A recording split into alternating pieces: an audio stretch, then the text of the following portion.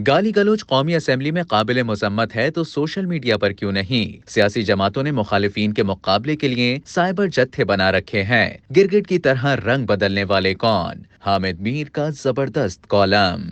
हामिद मीर अपने कॉलम बाउनवान मस्ती और बदमस्ती में लिखते हैं कि मस्ती और बदमस्ती में ज्यादा फर्क नहीं। अपनी धुन में मस्त इंसान कुछ ज्यादा मस्त हो जाए तो उसे बदमस्त करार दे दिया जाता है। मस्ती और बदमस्ती का जिक्र सिर्फ शायरी में नहीं बल्कि सियासत में भी मिलता है। रियाज खैराबादी ने क्या खूब कहा था, पिला दी थी साकी ने कैसी मुझे कि महशर में भी मुझको मस्ती रही, तेरी जुल्फ पे लोग मरते रहे, ये नागिन यूं ही सबको डसती रही।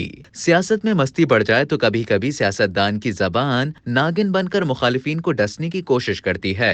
22 जून को कौमी असम्बली के बजट इजलास में तहरीक इंसाफ के रुकन सनाउल्लाह खान मस्ती खेल की जबान से वजीर दिफा ख्वाजा मोहम्मद आसिफ के खिलाफ एक इंतहाई जहरीला लफ्ज निकल गया जिसका यहाँ जिक्र मुनासिब नहीं। इस लफ्ज की अदायगी ने कौमी असम्बली में हंगामा बर्पा कर दिया। सनाउल्लाह मस्ती खेल एक पुराने पार्लियामेंटेरियन हैं। उनकी जबान से ऐसे लफ्ज का अदा होना उनकी अपनी पार्टी की खवातीन के लिए भी खिफ़त का बाइस बना और कुछ ही देर में मस्ती खेल साहब ने ख्वाजा आसिफ से माजरत भी कर ली। लेकिन फिर मुस्लिम लीग नून की खवातीन अरकान ने हंगामा कर दिया और मस्ती खेल की रुकनियत मुअत्तल करने का मुतालबा किया ताकि आइंदा इस किस्म के अल्फाज का दोबारा इस्तेमाल ना हो। वैसे तो ख्वाजा आसिफ भी माजी में तहरीक इंसाफ की एक खातून रहनुमा के बारे में ऐसा लफ्ज इस्तेमाल कर चुके हैं जो एक काबिल एतराज इस्तिआरा करार दिया गया और उस लफ्ज की भी हर तरफ से मजम्मत की गई थी। अब मस्ती खेल ने उनके बारे में एक इखलाक से गिरा हुआ लफ्ज इस्तेमाल किया तो मुझे ख्वाजा हैदर अली आतिश का ये शेर याद आया, लगे मुंह भी चढ़ाने देते देते गालियां साहब, जबान बिगड़ी तो बिगड़ी थी, खबर लीजिए दहन बिगड़ा।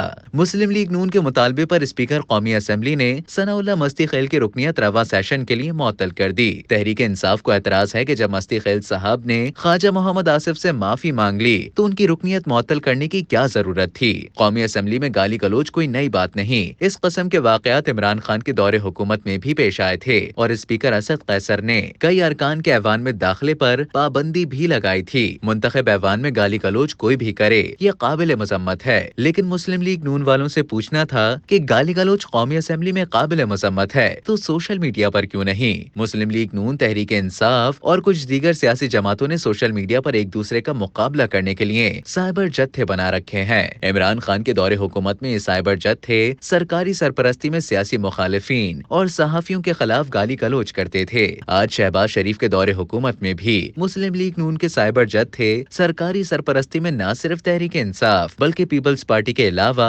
JUI के खिलाफ भी गाली गलौज करते हैं। दिलचस्प बात यह है कि मुस्लिम लीग नून के साइबर जत्थों के कुछ सरखेल उन सहाफियों की माँ और बहनों पर भी गंदगी उछालते हैं जिन्हें यही जमात इमरान खान के दौर में आजादी सहाफत के मुजाहिद करार दिया करती थी। मुस्लिम लीग नून के अक्सर हामियों की तरफ से सोशल मीडिया पर अपने अकाउंट्स को नवाज शरीफ और मरियम नवाज की तस्वीरों से सजाया जाता है और जिन अकाउंट से इंतहाई गंदी गाली गलौज की जाती है उनमें से अक्सर अकाउंट्स को अर्ज सिर्फ ये करना है कि मुस्लिम लीग नून और तहरीक इंसाफ सिर्फ कौमी असम्बली में नहीं बल्कि सोशल मीडिया पर भी एक दूसरे के खिलाफ गाली गलौज बंद करें। इन जमातों की देखा देखी बहुत से ऐसे लोग भी इस कारोबार में शामिल हो गए हैं जिनका असल मकसद इन जमातों को लड़ा कर पैसे कमाना है। आप सिर्फ पिछले 10 साल की तारीख देख लें, जो भी हुकूमत में आता है वो इलेक्ट्रॉनिक मीडिया और सोशल मीडिया को कंट्रोल करने की कोशिश करता है। मुस्लिम लीग नून 2016 में पीका एक्ट लाती है तो तहरीक इंसाफ 2022 में पीका ऑर्डिनेंस ले आती है। जो भी हुकूमत में आता है आजादी सहाफत का दुश्मन बन जाता है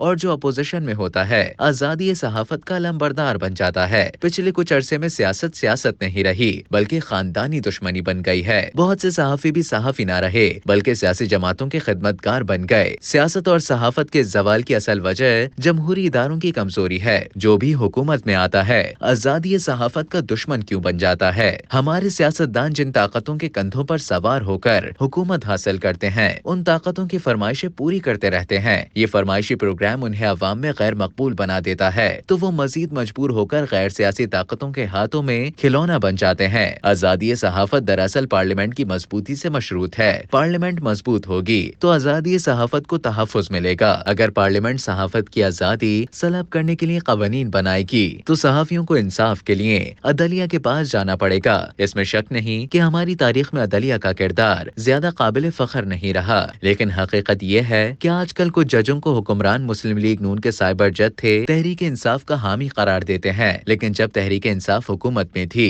तो वो इन जजों को मुस्लिम लीग नून का टाउट करार देती थी। تھی۔ ستم ظریفی تو یہ ہے کہ موجودہ دور میں کچھ ایسے لوگوں کو صدارتی ایوارڈ دلوائے گئے جنہوں نے اعلیٰ عدلیہ کے معزز جج صاحبان کے خلاف سوشل میڈیا پر گالی گلوچ کی اور ان پر جھوٹے الزامات لگائے۔ آپ ثناء اللہ مستی خیل کے انداز گفتگو اور انداز سیاست پر تنقید کر سکتے ہیں۔ موصوف 2002 میں مسلم لیگ ق کے MNA تھے، 2008 میں مسلم لیگ ن کے MPA تھے اور 2024 میں تحریک انصاف کے MNA ہیں۔ لیکن سیاسی جماعتوں کی بدمست قیادت کے بارے میں کیا خیال ہے، جو وقت بدلنے پر کرکٹ کی طرح رنگ بدلتی اور رنگ بدلنے کی اس عادت نے جمہوری اداروں کو کمزور کر دیا ہے؟